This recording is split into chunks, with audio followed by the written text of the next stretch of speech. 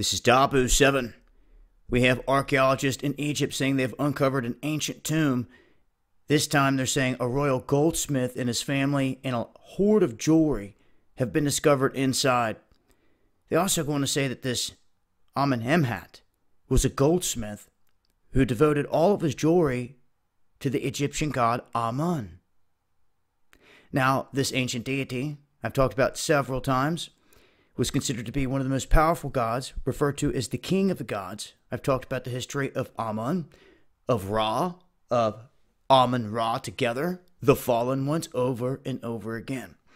This is important information if you're trying to get a bead on what they're really worshiping, who they think they're connected to by bloodline, the secrets of history, how important Egypt is to this whole thing. And I believe that they've discovered the Hall of Records.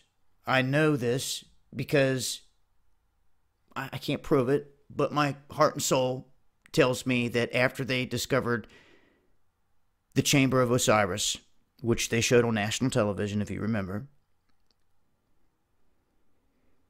they said that they discovered a chamber heading toward the Sphinx. But it was full of water. They had to pump it all out, and they would come back at a later date, and they would show us all what was in there. They never did. This is under the Sphinx in a region where Edgar Cayce and others had said, this is where you're going to find a Hall of Records. And if they did, it would be the one thing they would keep secret from the masses for sure. Now, when it comes to this, there's a ton of questions. And next time we go live on this subject, I'm going to lay it all back out there. I've had a lot of people wanting me to tear back into this, and it takes some time to get it all out there and to go all the way back to these ancient pharaohs, all the way back to the fallen ones.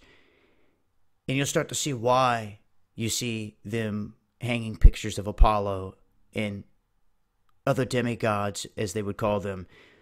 They believe they are the offspring of them. But what I find very interesting about this new find is that it was made in Luxor's Valley of the Kings. They focus on the mummies, the gold. They don't say a word about any scrolls or anything like that. And that, to me, is key stuff.